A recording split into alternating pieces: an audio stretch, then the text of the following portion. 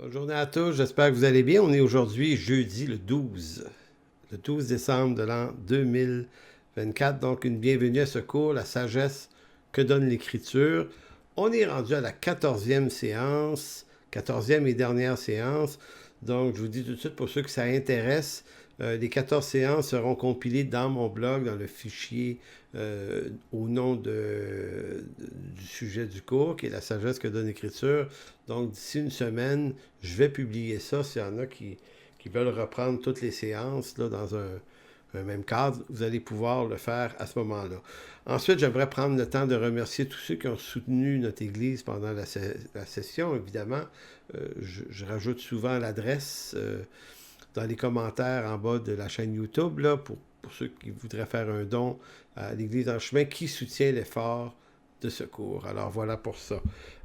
Pour le reste, eh bien, la session prochaine, probablement que le cours va s'intituler La doctrine de la grâce ou la théologie de la grâce. On va retravailler les fondements de la grâce dans ses précisions. On va reprendre toute cette doctrine depuis le départ. Donc, on va faire une grande session là-dessus. On va parler de l'alliance de la grâce, le développement, l'histoire de la grâce. Qu'est-ce que c'est la grâce? Qu'est-ce que c'est pas? Et on va remarquer, on va regarder tous les contours des faits et doctrines importantes relatives à cette doctrine principale de l'Écriture qui est l'œuvre de la grâce de Dieu. Alors voilà pour ça. Donc, la semaine dernière, en rétrospective, on a parlé de la foi. On a remarqué, on a regardé Hébreux 11. J'ai voulu montrer que la foi, c'est bien plus que simplement le contenu de ce qu'on dit croire. Tu sais, dire qu'on croit des choses quand tout va bien, c'est assez facile. C'est lorsqu'on est mis au défi dans des situations quelquefois malheureusement difficiles, c'est là que, si on veut, l'application courageuse des contenus de la foi qu'on prétend avoir se révèle, et c'est là qu'on grandit. Donc la foi, c'est plus que simplement croire en Dieu, c'est croire Dieu sur sa parole. Au menu ce soir, deux sujets qui sont un peu en quelque sorte, je dirais, une espèce d'introduction de ce qui va se dire dans la prochaine session. On va aller chercher ce genre de sujet-là et j'ai trouvé que ce serait intéressant d'introduire des sujets ce soir qui vont marquer le contenu de la prochaine session sur la doctrine ou la théologie de la grâce. Donc, ce soir, on va parler toujours dans le concept de la sagesse, évidemment. Donc, premier sujet, c'est une sagesse que nous prêchons, la sagesse du Christ crucifié. Ça vient de 1 Corinthiens chapitre 2. Donc, on va commencer par voir de quelle sagesse il s'agit lorsque Paul dit « c'est une sagesse que nous prêchons ». Deuxième sujet ce soir, inspiré de Luther, la théologie luthérienne. On va parler de la théologie de la gloire versus la théologie de la croix, qui étaient des sujets très chers à Luther. Et pour plusieurs théologiens, grands théologiens réformés, allemands, évidemment, luthériens plutôt, ça a été un sujet qui a été important par la suite.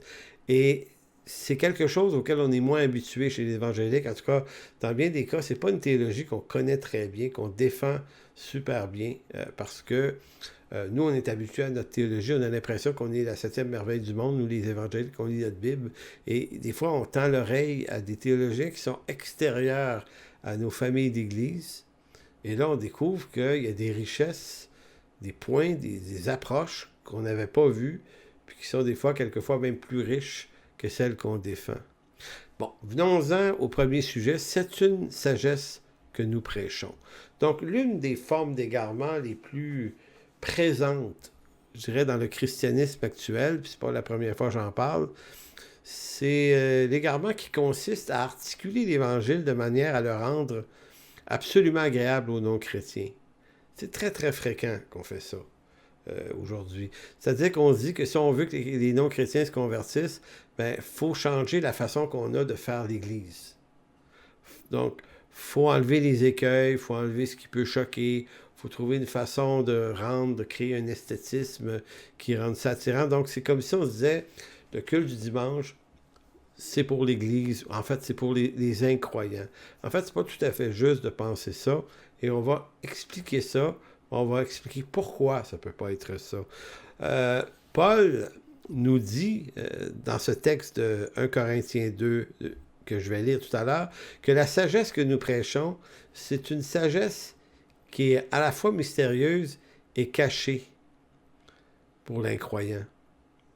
Parce qu'elle n'est compréhensible qu'à celui qui est né de l'Esprit.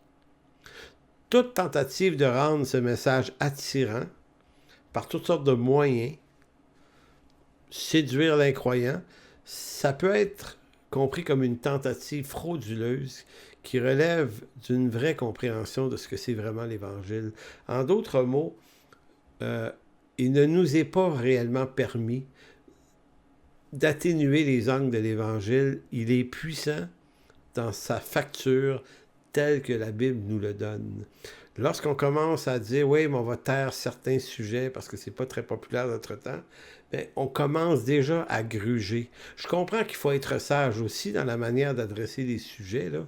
Évidemment, ça a toujours demandé de la sagesse, mais c'est pas tout à fait ça qui se passe en ce moment. C'est qu'on modifie le message, puis on en fait un message qui est quelquefois centré sur le besoin, sur les besoins des gens qui viennent. Donc, on essaie toujours de présenter un Christ qui est à leur service, qui va régler leurs problèmes. Et donc, on trompe les gens parce qu'au fond, toute célébration du dimanche, quelle qu'elle soit, tout message de l'Évangile, quel qu'il soit, a pour but de glorifier Dieu. C'est pas d'être centré sur Dieu, c'est de Dieu dont il s'agit. Maintenant, quand on s'intéresse à Dieu et qu'on est centré sur sa personne et son œuvre, ça nous guérit et ça guérit l'auditoire de beaucoup d'affaires de toute façon. Donc, le texte 1 Corinthiens 2 nous dit ceci, à partir du verset 6. « Cependant, c'est une sagesse que nous prêchons parmi les parfaits, sagesse qui n'est pas de ce siècle ni des chefs de ce siècle qui vont être anéantis. » Je ne sais pas si vous voyez le langage de Paul, comment il n'y a pas de compromis. Les chefs de ce siècle vont être anéantis. Pas très gentil de dire ça, Paul. Mais l'Évangile, il est comme ça. Il dit, nous prêchons la sagesse de Dieu mystérieuse et cachée que Dieu, avant les siècles, avait destinée pour notre gloire. Sagesse qu'aucun des chefs de ce siècle n'a connue, car s'ils l'eussent connue, ils n'auraient pas crucifié le Seigneur de gloire. Mais comme il est écrit, ce sont des choses que Dieu a préparées. Mais comme il est écrit, ce sont des choses que l'œil n'a point vues, que l'oreille n'a point entendues, des choses qui ne sont point montées au cœur de l'homme. Ici, Paul fait référence à... On parle de l'homme naturel. Il est en train de dire que la sagesse que nous prêchons, qui est l'Évangile, est quelque chose qui n'atteint pas, que l'œil de l'homme, l'oreille de l'homme et le cœur de l'homme ne peut pas comprendre.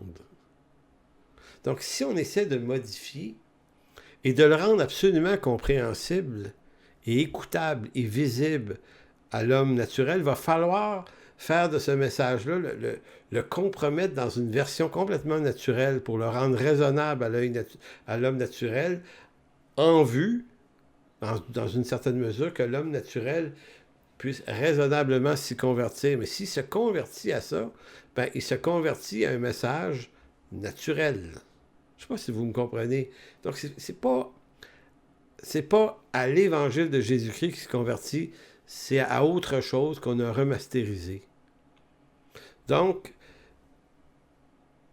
ce n'est point des choses que l'œil n'a point vues, que l'oreille n'a point entendues et qui ne sont point montées au cœur de l'homme, mais c'est des choses que Dieu a préparées pour ceux qui l'aiment. On entend quasiment Romains 8, 28, « Toute chose concourt au bien de ceux qui l'aiment. » Ici, ceux qui l'aiment étant les rachetés, les élus, ceux qui appartiennent à Dieu, les aimants Dieu. C'est pour eux que ça a été fait. Dieu nous les a révélés par l'Esprit. Là, ici, Paul n'est pas en train de dire qu'on a eu un base du Saint-Esprit et on a tout compris. Non. Par l'Esprit au sens de Jean chapitre 3, il faut que tu naisses de nouveau. Ce qui est né de la chair est chair, ce qui est né de l'Esprit est Esprit. À moins d'avoir reçu l'Esprit Saint qui nous donne une nouvelle naissance, on ne peut pas comprendre. Donc c'est pour ça que Paul dit, Dieu nous les a révélés par l'Esprit, car l'Esprit sonde tout, même les profondeurs de Dieu. Lequel des hommes, en effet, connaît les choses de l'homme, si ce n'est l'Esprit de l'homme qui est en lui? De même, personne ne connaît les choses de Dieu si ce n'est l'Esprit de Dieu.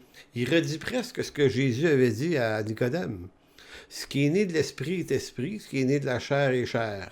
À moins que tu naises de nouveau, tu ne peux pas entrer dans le royaume de Dieu. Donc, c'est ça dont il est question, encore une fois, ici. C'est de ça dont il est question. Donc, l'Évangile n'a pas être modifié pour plaire raisonnablement à l'homme naturel. L'Évangile doit être annoncé à l'homme naturel dans toute sa structure, dans tout son contenu, parce que c'est à travers cette vérité-là, c'est à cette vérité-là que l'incroyant, s'il est touché par l'Esprit, doit se convertir. C'est à ce message-là dont il doit recevoir une ouverture vers la repentance. Donc, c'est ça qui est important. C'est donc par l'Esprit de Dieu qu'une nouvelle vie rend l'Évangile vivant dans le cœur de l'homme. Sans l'Esprit, l'Évangile reste une folie. Le message de l'Évangile est ainsi fait qu'il est incompréhensible ou qu'il est compréhensible seulement à ceux qui lui appartiennent. Ceux qui lui appartiennent, qui ne lui appartiennent pas, ne pourront jamais, au grand jamais, le comprendre. C'est important ce que je dis là. C'est vraiment important parce que la compréhension qu'on en a vient changer la façon avec laquelle on fait nos célébrations du dimanche. Les célébrations du dimanche, c'est le rassemblement des saints qui viennent communier et adorer leur Dieu en vue de lui plaire à lui.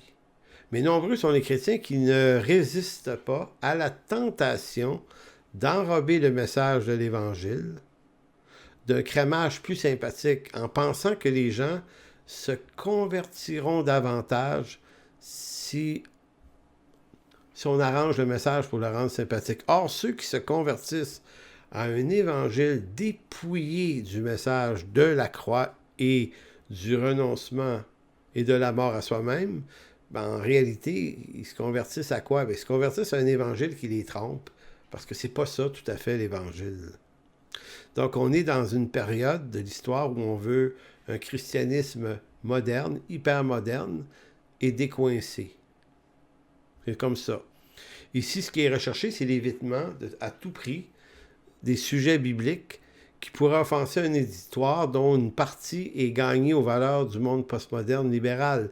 Et même chez les chrétiens. Beaucoup de chrétiens qui ne veulent pas entendre parler de certaines choses à l'Église vont dire « Ah, c'est des sujets sensibles, ça dérange. » Donc en d'autres mots, on ne veut pas trop entendre l'Évangile. C'est pour ça que beaucoup d'églises aujourd'hui s'implantent avec l'intention de faire ça très, très différent. T'sais, nous, là, on ne fera pas ça comme vous autres avant. Là. On va faire ça, là, ça va être plus cool. Ça va être plus amusant, plus invitant. Donc, c'est toujours laisser entendre que l'ancien esthétisme est ringard et peu invitant. Mais en réalité, il faut garder... C'est pas une question de faire des célébrations qui sont plates et ennuyeuses, qui sont longues et pénibles. C'est juste de les faire à la couleur exacte de l'Évangile de Jésus-Christ. Donc, souvent, on va modifier les célébrations du dimanche, on va modifier le message. Donc, le culte du dimanche devra être organisé pour recevoir des incroyants. Beaucoup d'églises pensent que c'est ça. Ils se vantent de penser que c'est vraiment comme ça que ça doit se passer. L'Église, c'est pour les incroyants le dimanche, donc on organise ça en fonction de leur présence. En réalité, c'est une erreur théologique et ecclésiologique importante. L'Église, c'est le rassemblement des élus, des saints, qui rendent un culte à Dieu qui lui est agréable à lui. Donc, ce qu'un incroyant doit vivre, parce qu'ils sont les bienvenus en passant, ce qu'il doit voir, lui, ce qui doit le surprendre, c'est de voir l'intimité entre le peuple de Dieu et son Dieu, par ses prières, par ses chants, sa prédication, sa communion fraternelle. Toutes ces choses doivent le surprendre. C'est supposé de ne pas lui ressembler. À la limite, s'il ne se convertit pas, c'est supposé presque de le choquer, de le déranger. Mais c'est souvent ce dérangement-là qui vient sonder les cœurs. Moi, c'est une des raisons de ma conversion. C'est la différence qu'il y avait entre mon univers à moi dans le monde. J'étais un musicien de bar, fait que vous imaginez. Et l'Église, où c'est vraiment, mais vraiment pas pareil, allant de l'éclairage du discours, de l'ambiance, de la vestimentation, tout ça, là, c'est un autre monde. Puis moi, je me dis, OK, je suis ailleurs ici. Là. Et ça a piqué beaucoup plus ma curiosité. Donc, dans beaucoup d'églises, on évite aujourd'hui le message. On va dire, on va éviter de parler de la colère de Dieu. On va même essayer de dire, non, Dieu n'est plus en colère. Il n'est plus en colère. Oui, Dieu est encore en colère. Et sa colère va se déverser un jour. Romains chapitre 1, Apocalypse, plusieurs textes. La colère de Dieu va atteindre tout pécheur qui refuse de se repentir. Fait que là, ici, on va préférer présenter un Dieu d'amour, de grâce, de bonté, qui aime tout le monde. On évite le message qui rappelle le jugement éternel aussi de Dieu contre le pécheur impénitent. On préfère présenter un Dieu qui juge personne, alors que c'est faux. Le prédicateur va vouloir éviter absolument les sujets tabous, les sujets sensibles, susceptibles de choquer l'auditoire. Donc, bien qu'on ne parle pas continuellement d'avortement dans nos églises ou d'homosexualité, il arrive qu'on nomme ces choses-là comme étant des choses qui sont contraires à l'éthique de Dieu. Mais il y a des chrétiens qui vont même être dérangés, vont dire « Ah, on ne va pas entendre parler de ces sujets-là, c'est sensible. » Mais si l'Église ne peut plus affirmer ce qu'est le péché, ben c'est plus l'Église. Non plus. Parce que c'est ça son message. C'est dire qu'il est possible, par la repentance, de se tourner vers Dieu, de recevoir le pardon des péchés. Donc, il y a une tendance à essayer d'amoindrir. Hein? C'est ça le problème.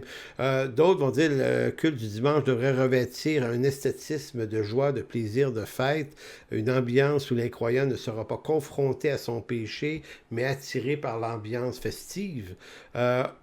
On va également se donner, si on veut un esthétisme, prédicateur qui va choisir un discours, une façon de parler, une vestimentation moins soignée pour être un peu plus en face avec les modes de la rue. On voit ça souvent, des pasteurs habillés en jeans ou habillés un peu tout croche, volontairement, en t-shirt, pas soignés. Moi, ça ne me dérangeait pas avant. Pendant longtemps, ça ne me dérangeait pas. Je sortais, moi, du monde des pasteurs qui avaient des habits cravates. Puis je me disais, OK, ouais, c'est ça, ça fait du bien de pouvoir s'arranger puis se mettre, jouer relax. Jusqu'au moment donné où je me suis dit, non, je pense qu'on a un problème, on devient familier. Le culte, la célébration du dimanche est un moment extrêmement sacré dans la semaine. Nous rencontrons les saints, le peuple de Dieu. Ceux que le Seigneur s'est rachetés au prix de son sang, et nous rencontrons le Seigneur lui-même, bien qu'il vit en nous. On est dans un rassemblement et c'est une chose hautement sacrée. Donc, comment se fait-il?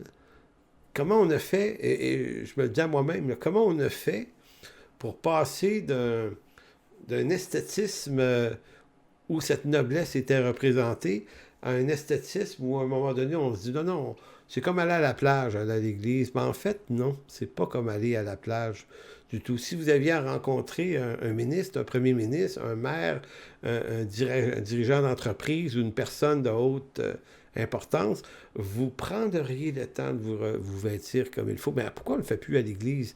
Voyez-vous, c'est tout ça qui font partie, à mon avis, des problèmes de l'Église aujourd'hui, c'est de vouloir trop mettre ça au goût du jour, comme si il fallait que ce soit comme ça pour charmer les incroyants.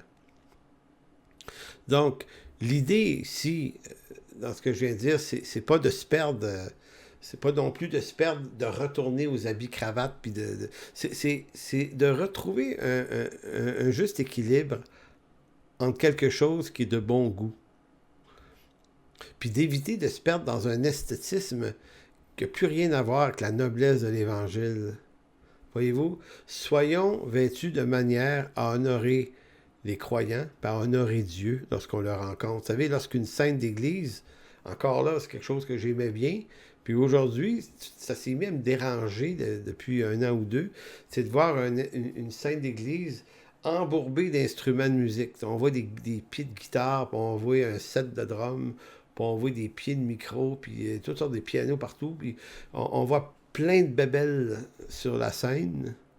Et je me dis, ça commence à ne plus ressembler à une église, ça ressemble, c'est littéralement des salles de spectacle. Maintenant, j'ai rien contre le fait qu'on mette ça beau, mais est-ce qu'on peut mettre ça beau tout en gardant une noblesse? D'ailleurs, j'ai remarqué que une église qui se donne une théologie profonde et sérieuse va avoir tendance à se donner un esthétisme sérieux et noble aussi.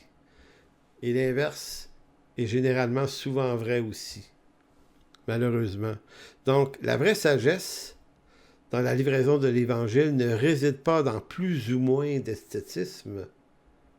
Donc, je ne suis pas en train de dire revenons à des anciens... le vrai...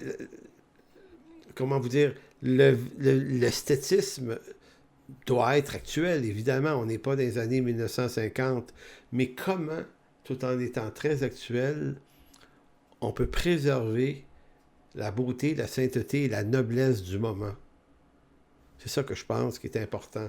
Maintenant, tout ça, ça va avec la qualité de l'Évangile qu'on prêche. C'est proportionnel. Donc, j'entre dans le deuxième sujet ce soir, qui est la théologie de la croix versus la théologie de la gloire. Et je précise que c'est en bonne partie inspiré de cet ouvrage. Je vous montre le titre ici, là, On Being Theologians of the Cross. C'est un ouvrage écrit par Gérard Oford, qui est un théologien réformé, luthérien. Et c'est un ouvrage qui s'intéresse aux réflexions de Luther sur le catéchisme de Heidelberg, qui date de 1518. Ouvrage très important, très important, très intéressant. Et Luther s'intéressait à la théologie de la croix versus la théologie de la gloire. Lui il s'est créé ces mots-là, ces expressions-là, pour décrire deux approches. Maintenant, ce que je vais vous donner ce soir, ça va être repris cet hiver dans le cours de cet hiver, mais avec beaucoup plus de détails, évidemment. Mais on va terminer cette séance. On va prendre le temps qu'il faut pour exposer les commentaires de M. Gérard Oford sur la théologie de la croix versus la théologie de la gloire. Donc, Luther disait que la seule manière pour l'homme de connaître Dieu est par la croix du Calvaire, lieu où Dieu se révèle aux hommes par l'incarnation. Maintenant, ce qui est très intéressant, ce qui est vraiment intéressant, Luther, c'est un homme qui fait partie de ces grands penseurs du christianisme. On pourrait parler de lui comme un homme torturé. Et c'est souvent ces gens-là. Les hommes, les grands théologiens torturés sont souvent ceux qui ont produit les trucs les plus géniaux. Donc, Luther, lui, il faut revenir dans son contexte, c'est que lui, en 1517, amorce la réforme protestante à partir du moment où, au mois d'octobre de la même année, il va clouer sur les portes latérales de l'église de Wittenberg les 95 thèses dans lesquelles il dénonce le catholicisme. Et tout ça, ça amorce quelque chose, une réflexion. Et le but, c'est de réformer les choses. Réformer veut dire les ramener à l'intérieur de l'Écriture. Donc, en d'autres mots, l'Écriture est la limite de ce qui doit être cru. Tout le reste, on met ça dehors. On n'en a pas besoin. Donc, c'est ça qui est extrêmement important chez Luther. Puis, heureusement qu'il y a eu un Luther pour dépoussiérer le christianisme en ce 16e siècle, donc en 1517. Donc, pour lui, Dieu ne peut pas être connu autrement que par le calvaire. C'est-à-dire, Dieu se fait homme et c'est là l'Emmanuel, Dieu parmi nous. C'est là où il y a une réelle rencontre avec Dieu. Avant, c'est pas que les Israélites ne rencontrent pas Dieu, mais ça reste séparé. Dieu est difficile à atteindre. Moïse peut aller y parler, mais encore là, ça reste dangereux. Maintenant, Dieu, en Jésus-Christ, rencontre l'homme. Il fait la distance, il vient habiter parmi nous. Et ça donne une réflexion d'une très, très grande richesse. Et je vais vous lire quelques textes qui sont pris d'un article très intéressant que j'ai trouvé en français. Et malheureusement, il n'y a pas d'auteur à l'article. Donc, mais je vais vous le lire quand même. Donc, c'est un article écrit par un luthérien, ça c'est assez évident. Donc, ça va comme ceci. Un chrétien doit se soumettre au jugement de Dieu qui, se révélant en Christ, en ce que Dieu condamne le pécheur et ses idées naturelles. La bonne théologie doit être une théologie de la croix, parce que le théologien ne peut faire son travail qu'à condition d'être prêt à renoncer à ses propres idées sur Dieu. Il doit crucifier ses propres conceptions, ses propres idées de Dieu. Le théologien ne peut faire son travail qu'en priant Dieu de renouveler son intelligence, comme dans toute la connaissance de Dieu, il y a dans la bonne théologie la lutte entre l'homme nouveau et le vieil homme. Donc, c'est inspiré de Luther, ce que cet homme-là a écrit, mais il veut montrer que pour Luther, tu ne sors pas de l'Écriture, tu n'ajoutes rien, aucune spéculation, et tu dois comprendre le message pour ce qu'il est. Tu ne peux pas l'adoucir. C'est pour ça que je vous amène ce sujet-là en deuxième partie du premier. Pour Luther, là, le christianisme qu'on fait aujourd'hui, nous, là, avec toutes les modifications sympathiques qu'on amène à ça, pour lui, là, il aurait déchiré ses vêtements. Il faut que l'évangile de la croix, le message du scandale de la croix, soit au cœur de notre message, au cœur de nos célébrations. C'est quelque chose... Si pour l'incroyant, ce message-là peut être dérangeant, c'est bien tant mieux. Pour le croyant, la croix, c'est sa mort, mais c'est la bonne nouvelle de sa résurrection. Fait que c'est comme si Luther disait, mais comment on peut se passer de ça le dimanche? Parce que, faut le reconnaître, dans beaucoup de nos églises, on est surtout intéressé par un message, comment je vous dirais, un message qui s'adresse aux besoins. On va dire cette semaine, on va vous dire comment régler tel problème dans votre vie. Donc, on est centré sur les hommes. Voyez-vous, c'est ça qu'on est. On est centré sur les besoins de l'homme. Dieu est à notre service pour répondre à tous nos besoins. Mais non, Luther a dit, mais non, ça doit être centré sur la personne de Dieu. C'est sur sa gloire à lui, c'est sur son œuvre à lui, c'est sur sa croix, son incarnation, sa résurrection. On devrait toujours être en train de se rappeler de quoi Dieu nous sauve. Voilà pourquoi on commet un délit grave en présentant un évangile qui évite de parler du renoncement à soi-même, de la mort, de notre propre mort à la croix. L'évangile, au fond, interdit à l'homme d'y ajouter ses œuvres et ses bonnes intentions. C'est pour ça qu'il va dire, l'auteur ici, le croyant sérieux, c'est celui qui va même crucifier ses propres idées. Ce qu'il pense croire de Dieu, il le met aux poubelles. Sa recherche, c'est trouver ce que l'Écriture a réellement dit, qui dans le langage luthérien est souvent appelé la révélation, l'Écriture. La révélation, l'Écriture. Maintenant, c'est assez intéressant de voir que c'est pas tout à fait ce qu'on fait, là, nous autres. On veut rendre ça sympathique. Mais on veut rajouter nos œuvres, puis on doit en faire des œuvres, évidemment.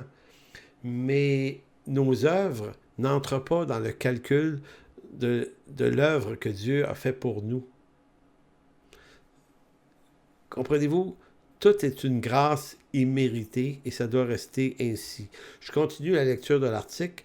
Par sa révélation, donc par la parole de Dieu, Dieu se fait connaître comme le Dieu qui veut sauver les pécheurs. On doit se le rappeler, comme celui qui veut me pardonner mes fautes, qui veut être mon Dieu.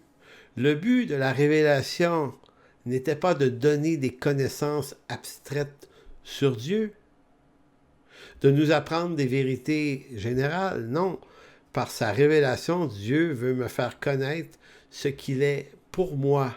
Dieu se révèle comme celui qui me condamne en tant que pécheur, mais aussi comme celui qui veut me justifier. Et c'est ça, l'œuvre de Dieu. C'est fantastiquement dit. Donc, la parole ne nous dit pas tout sur Dieu. Et là, j'ai des ouvrages intéressants. Je suis en train de m'intéresser à Stephen Paulson. Très intéressant ouvrage. The Outlaw God. Il va parler d'un Dieu hors la loi. La loi, il démêle tout ça, M.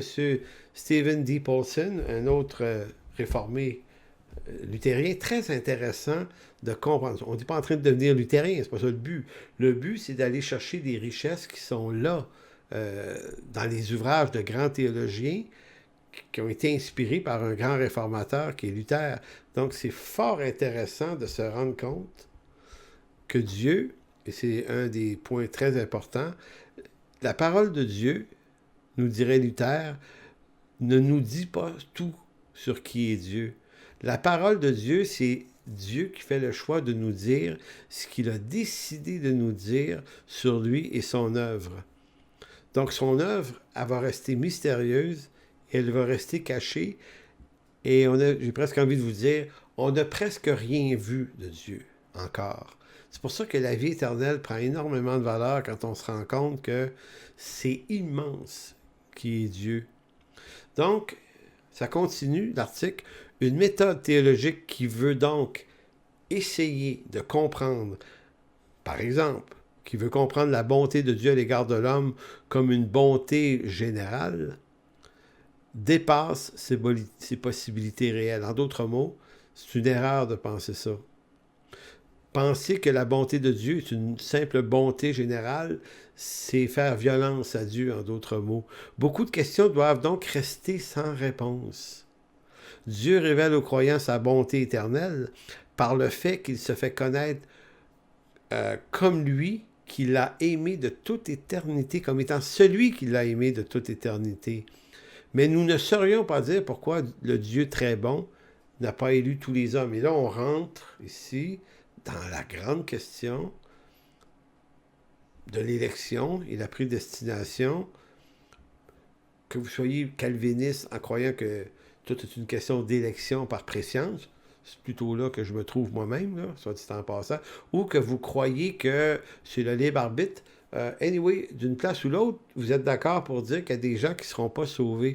Donc, pourquoi Dieu n'a pas fait en sorte que tous les hommes soient sauvés, puisque son sacrifice est plus que suffisant? Donc, Monsieur Ford va dire, c'est pas de tes affaires. Et c'est presque ça. Il va dire, il y a des choses qui appartiennent au Seigneur, qui appartiennent à ses choix, à sa souveraineté. C'est lui. Donc, l'Écriture ne répond pas à la question. D'ailleurs, vous connaissez la tension entre le fait qu'il y a l'élection, Dieu a élu d'avance ceux qu'il a choisi de sauver, et à la fois, on voit très très présent dans l'Écriture la décision des hommes. Paul veut annoncer l'Évangile. Dans Éphésiens chapitre 6, je crois que c'est le verset 17-18 dans ce coin-là, il dit « Priez pour moi afin que lorsque j'ouvre la bouche, que je puisse donner le message efficacement » ou quelque chose comme ça. Donc, Paul s'est farci 3 fois à pied l'Empire romain pour annoncer l'Évangile. Donc, lui, il disait « faut qu'il l'entende, il faut que des prédicateurs prêchent afin que le message de la parole suscite la repentance. » Donc, il faut que ça sorte, ce message-là. Tu dis, OK, donc la tension, c'est à la fois Dieu a élu d'avance ceux qu'il a choisis de toute éternité, et de l'autre côté, beaucoup ne seront pas sauvés. Vous pouvez pas rejoindre les deux bouts de cette même chose-là. Ça apparaît comme une contradiction. Ce n'en est pas une, il y a un phénomène complémentaire, mais qui ne nous a pas été donné dans l'Écriture une façon de vraiment bien comprendre comment tout ça fonctionne. Maintenant, ce que Luther aurait dit, comprends ce que tu peux comprendre, mais ce que tu n'as pas à comprendre, ce que Dieu n'a pas dit, essaye pas de faire le bout de chemin. Parce que là, tu vas être obligé de philosopher, puis entrer dans tes propres raisonnements, puis là, tu vas te perdre dans toutes sortes de spéculations que l'Écriture ne défend pas. Il va dire encore, la révélation ne nous rend pas Dieu compréhensible. Donc la révélation de l'Écriture ne nous rend pas Dieu compréhensible. Il n'y a donc pas un point de vue plus élevé à partir duquel notre intelligence peut tout concilier. Car un tel point de vue ne saurait être trouvé qu'en dehors ou au-dessus ou au-delà de la révélation, donc de l'Écriture. La théologie de la croix est donc une connaissance partielle. Celui qui veut parvenir à des systèmes bien concluants, à la connaissance de Dieu, veut une théologie de la gloire. Donc, vous voyez la différence entre théologie de la croix, théologie de la gloire. La théologie de la croix, c'est la théologie du renoncement à soi. C'est la théologie qui élève l'incarnation de Christ et qui se dit par Jésus-Christ, on a entendu ce que Dieu voulait nous faire entendre. Restons-en là, on ne spécule pas, on n'ajoute rien. Alors que la théologie de la gloire, c'est celle qui essaie de compléter, de remplir les vides de spéculation de toutes sortes. Il n'est pas interdit de se poser des questions en passant puis d'essayer de comprendre plus. C'est pas ça qu'on dit, mais d'essayer de colmater les brèches en créant des certitudes. Moi, je pense que c'est ça qui s'est passé. Vous savez, j'ai souvent dit ça, moi-même, qu'il faut apprendre à habiter l'incertitude. On a des positions théologiques et généralement, on arrive au bout et on ne peut pas aller plus loin. On dit, OK, je suis incertain et je vais apprendre à faire de cette incertitude un nouveau confort. Le confort de mon incertitude. Et je ne vais pas essayer de tout colmater. Fait qu'il y a des questions auxquelles on ne peut pas complètement répondre. Donc, la théologie doit toujours faire attention de ne pas entrer en conflit avec le caractère et le but de l'Écriture révélée par Dieu. C'est vraiment, vraiment intéressant de fouiller ça plus loin. Ça nous donne, je pense, beaucoup de renouvellement d'intelligence pour comprendre un peu mieux ce qu'il y en est. La théologie de la gloire. Donc, on a vu ce que c'est la théologie de la croix. Maintenant, qu'est-ce que la théologie de la gloire? Comment on pourrait la définir? Ben, c'est une théologie qui va avoir tendance à colmater les brèches en versant dans une certaine forme de philosophie pour expliquer ce qui manque.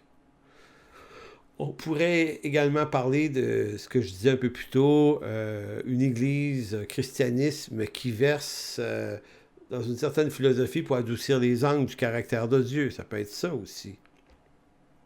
Ça peut être une théologie ou une ecclésiologie qui élève les charismes des hommes, des pasteurs, tu sais, qui fait des monuments extraordinaires, des super oins de l'Éternel, garni de puissance, théologie de la gloire. Ça pourrait être un christianisme qui veut trop se faire remarquer par ses œuvres. On doit faire des œuvres là, humanitaires et autres. Là.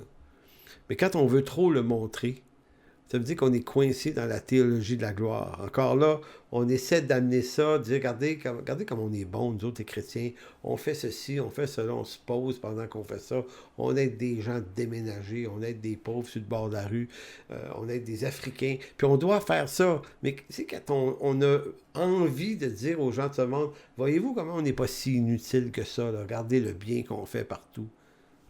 Théologie de la gloire. Un christianisme qui tend à adoucir les angles du caractère de Dieu aussi. Un christianisme qui remaquille Jésus au goût du jour aussi. Et j'ajouterais un point qui n'est pas écrit ici, mais qui me vient à l'esprit. Un piège dans lequel je suis souvent tombé. C'est celui de vouloir défendre Dieu. Un Dieu de colère. Essayez d'expliquer, ben oui, mais non, on est en colère. Ben oui, mais il ne l'est plus parce que, bon, la colère a été déversée sur Jésus. Puis essayez de dire qu'il ne l'est plus du tout en colère. Mais en fait, la colère va arriver des cieux, nous dit Paul, contre toute impiété de ceux qui retiennent la vérité captive. C'est pas vrai que Dieu n'a pas de colère. Elle va être déversée en finalité au jour du grand jugement. Et ça va être encore ça qui va arriver. Donc, mais on essaie de défendre Dieu. Donc, une autre façon que j'avais, moi, d'essayer d'expliquer, de défendre Dieu dans sa justice, c'était comment ça se fait si Dieu est bon, il y a des gens qui vont aller passer une éternité en enfer, ce qui est absolument terrible en passant.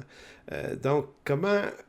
Ben, là, je disais, oui, mais c'est pas la faute de Dieu, c'est notre faute à nous, c'est nous qui refusons de se tourner vers lui. Ce qui n'est pas faux, mais c'est pas exactement vrai non plus. Il y a des gens qui n'auront jamais entendu l'Évangile, donc leur libre arbitre n'aura jamais été sollicité d'aucune façon. Donc, je me suis rendu compte que j'essayais de défendre Dieu, de défendre son approche de justice, parce que j'étais inconfortable avec son caractère. Il y a quelque chose qui me dérangeait dans ce qu'il est, jusqu'au jour où je vais dire ça comme ça, je me suis comme repenti de faire ça. Je me suis dit, OK, arrête de défendre Dieu. Il n'y a pas besoin. Dieu, dans sa justice, c'est exactement ce qu'il a à faire. Il est le Dieu souverain. J'aurai des comptes à lui rendre moi-même. Donc, Dieu n'a pas besoin que je le défende. Mais voyez-vous, c'est ça la théologie de la gloire. C'est toutes ces choses qu'on fait pour essayer d'embellir le phénomène. Alors que la théologie de la croix, c'est rappeler le message, le sacrifice, l'incarnation, la chose la plus importante qui élève notre action de grâce lorsqu'on la comprend dans toute sa profondeur. Je vais continuer. Chez Luther, l'œuvre de Dieu est une œuvre radicale. Donc, si on veut évaluer la valeur de la grâce qui nous est accordée, et là, ce bout-là, ce soir, c'est le bout le plus intéressant tant qu'à moi, là. Si on veut évaluer la valeur de la grâce qui nous est accordée en Jésus-Christ, comment on peut l'évaluer? Ben, il faut la mesurer par la radicalité du prix que le Père a payé en donnant son Fils unique sur la croix. Lieu de l'humiliation suprême, la plus sublime qui soit. Donc, écoutez bien ça, le Dieu, là, haït tellement le péché, qu'il haït tellement le péché, qu'il a planté une croix sur le mont du Calvaire. Un peu comme une épée. Là. Il a rentré une épée au cœur de ce monde. Puis sur cette croix, il est venu, en Jésus-Christ, s'humilier, se faire clouer sur la croix, se faire cracher au visage, se faire maudire. Il a accepté toutes les injures. Donc le Père a soumis le Fils à toute la cruauté, la méchanceté et la folie du cœur de l'homme. C'est une œuvre d'une radicalité sans aucune commune mesure. C'est pour ça que c'est l'acte de radicalité et d'humiliation le plus sublime qui soit. Pourquoi c'est important de se dire cette chose-là? C'est parce que c'est ça le prix que Dieu a payé. Ça ramène la sainteté et la haute sainteté des choses que Dieu fait et de l'Église et du salut qu'on a reçu. C'est pas une petite œuvre à bon marché. Si vous retournez dans 1 Corinthiens chapitre 2, mais les versets 2 à 5 cette fois-ci, l'apôtre Paul va être très radical dans son discours aux Corinthiens. Ça, là, c'est le texte qui est juste avant celui que je lisais tout à l'heure, qui disait « c'est une sagesse que nous prêchons ». Mais quelques versets avant, voici ce qu'il disait. Il dit « car je n'ai pas eu la pensée de savoir parmi vous autre chose que Jésus-Christ et Jésus-Christ crucifié. » Est-ce que vous entendez ce que Paul est en train de dire? Est-ce que j'entends ce que Paul est en train de dire? Il y a une église à Corinthe, puis c'est comme s'il leur disait, écoutez bien, là, l'affaire là, qui doit être au cœur de votre existence de racheter, c'est le Christ crucifié, puis il dit, je veux rien entendre d'autre. En d'autres mots, est-ce que les Corinthiens s'en éloignaient? Oui, parce que certains voulaient régner. Ils étaient de Paul, d'autres étaient d'Apollos. Ils étaient rendus dans une théologie de la gloire, là, en train d'essayer. Il dit, même je pense que c'est dans sa deuxième lettre, il dit déjà, vous régnez, tu sais. Il dit alors que nous, on est les balayures. Voyez-vous ce que c'est la folie d'une théologie de la croix? Il dit non, je n'ai pas eu la pensée de savoir parmi vous autre chose que Jésus-Christ et Jésus-Christ crucifié. C'est une façon de dire, ça là, c'est le cœur, c'est le centre, c'est ce qui doit être continuellement présent au cœur de nos vies et de nos célébrations. Il va le dire au verset 3, « Moi-même, j'étais auprès de vous dans un état de faiblesse, de crainte et de grand tremblement, et ma parole et ma prédication ne reposaient pas sur les discours persuasifs de la sagesse. » Donc, essayer d'adoucir les angles par une sagesse, une philosophie humaine. Là. Non, non. Il dit, mais sur une démonstration d'esprit et de puissance, afin que votre foi fût fondée non sur la sagesse des hommes, mais sur la puissance de Dieu. Quand il parle de la puissance de l'esprit ici, là, certains vont l'entendre au sens charismatique du terme, un Dieu puissant qui fait des miracles. Et effectivement, c'est aussi ça, évidemment. Mais c'est d'abord et avant tout l'Esprit Saint qui nous fait naître de nouveau. C'est la puissance de Dieu manifestée par l'Esprit de Dieu en Jésus-Christ qui fait que nous naissons de nouveau. C'est très puissant. Fait que Paul dit, moi, c'est ça qui m'intéresse. Une vraie démonstration d'esprit de puissance. Pourquoi? Parce qu'il dit, je ne veux pas que votre foi soit fondée sur la sagesse des hommes. Donc, fondée sur nos bonnes idées là, qu'on a en ce moment, là, pour embellir, là, pour recrémer le message, pour adoucir les angles, pour dire, on va rendre ça intéressant. On va donner au message un angle orienté vers les besoins de l'homme. Paul va dire, non, c'est pas la sagesse. Votre sagesse naturelle n'est pas invitée dans le décor. Mais c'est la puissance de Dieu par Jésus-Christ crucifié. Donc Luther disait que la croix, écoutez bien ça, comment c'est dit, la croix est une attaque violente de Dieu contre le péché. C'est-à-dire, elle est l'attaque la plus radicale qui soit. J'avais jamais vu ça comme ça. J'avais jamais entendu ça de même, jusqu'à tout dernièrement. Et quand tu y penses, tu te dis, ben oui, une croix plantée dans le lieu du crâne, le lieu du calvaire, le Fils de Dieu humilié, livré en pâture à la folie des hommes, crucifié avec violence et humilié. Dieu humilié. C'est radical. C'est une attaque. Mais maintenant, il va dire pourquoi Dieu a fait ça? Parce qu'il voulait montrer à quel point il haït le péché. Et la façon qu'il allait le combattre, c'était comme l'atteindre en plein cœur lui-même. C'est comme une épée avec lui-même crucifié dessus qui rentre au cœur du péché de cette humanité. Rien de moins. C'est tellement radical. C'est pour ça que... Pour ça, il va dire, Luther disait que la croix est une attaque violente de la part de Dieu contre le péché, c'est-à-dire l'attaque la plus radicale qui soit. Voilà pourquoi la théologie de la croix est une théologie offensive contre le péché du monde. La théologie de la croix, centrée sur la radicalité du sacrifice de Christ, ne fait pas qu'attaquer le mal dans toutes ses profondeurs.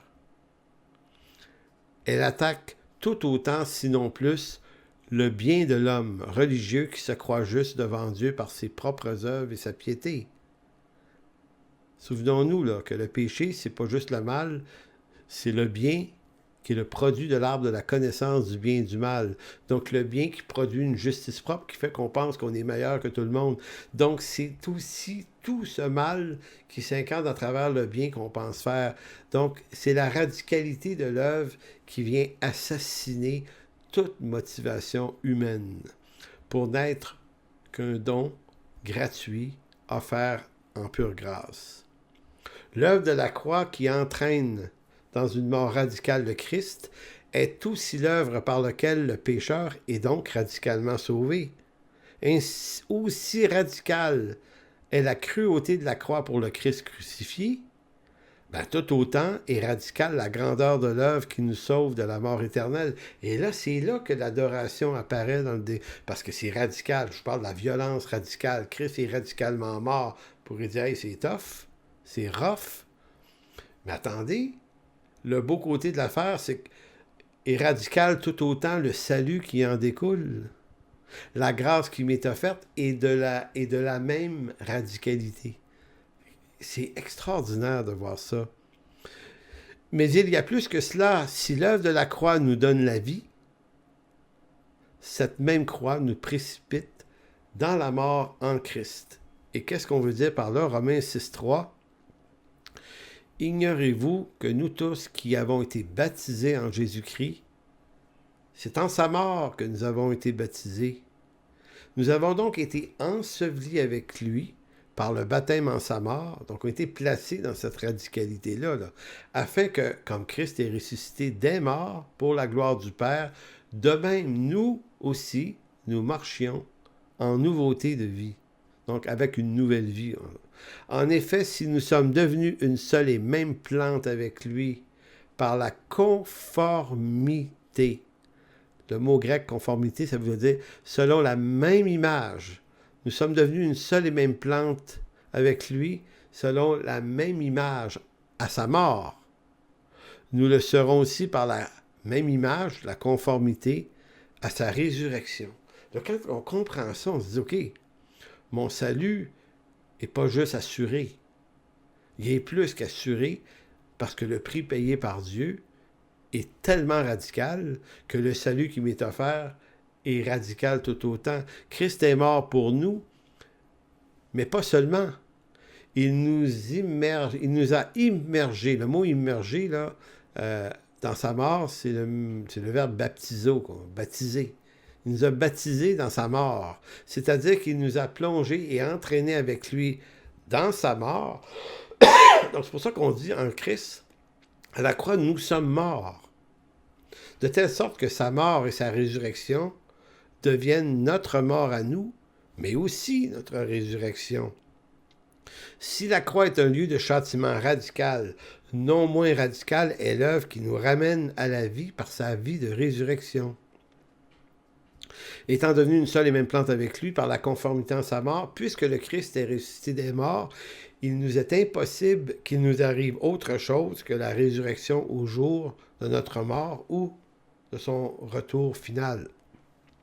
Donc c'est comme une théologie qui nous assure des bienfaits de notre salut, mais en passant par la réalité de la croix par laquelle tout ça est rendu possible.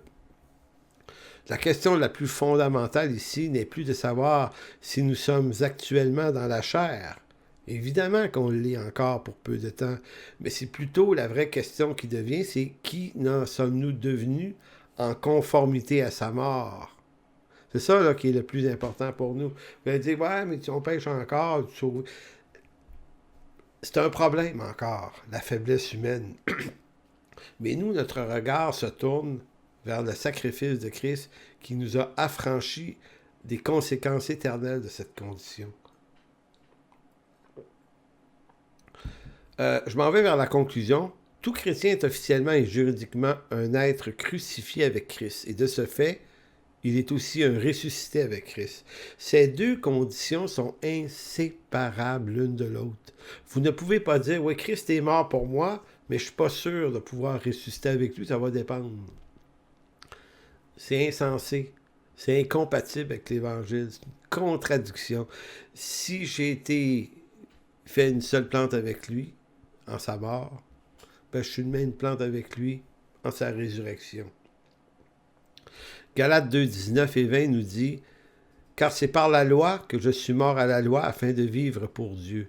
J'ai été crucifié avec Christ. Si je vis, ce n'est plus moi qui vis, c'est Christ qui vit en moi. Et si je vis maintenant dans la chair, je vis dans la foi au Fils de Dieu qui m'a aimé, qui s'est livré lui-même pour moi. Donc je vis ma résurrection dans la foi au Fils de Dieu, parce que je suis pour le moment encore coincé dans ce corps de mort, certes. Mais si ma réalité actuelle me laisse entendre que je suis toujours un pécheur, ma réalité céleste et spirituelle, promise par le Dieu qui ne peut pas mentir, proclame à mon âme que je suis éternellement délivré de cette fâcheuse condition. Voilà. C'est ainsi que se termine ce cours, la sagesse que donne l'Écriture. Donc, on a pu voir ici la sagesse d'un grand théologien, Luther, qui nous fait visiter la sagesse de la théologie de la croix, à quel point il y a de la richesse. Donc, on va se revoir, pour ceux qui veulent, quelque part, 3e ou 4e semaine du mois de janvier. Ça reste à décider. Puis on va rentrer dans ce genre de sujet-là. J'ai l'impression que ça va être un des cours euh, les plus forts, les plus intéressants. En tout cas, moi, j'ai très, très hâte. Je suis déjà un peu dans la recherche, puis configuration, tout ça. Puis je suis tellement vivifié par ça. Ça me fait découvrir des choses que je n'avais pas vues avant. Et c'est tellement merveilleux de les découvrir. Donc, au plaisir de se voir cet hiver, l'hiver 2025. D'ici là, que Dieu vous garde. Bye bye.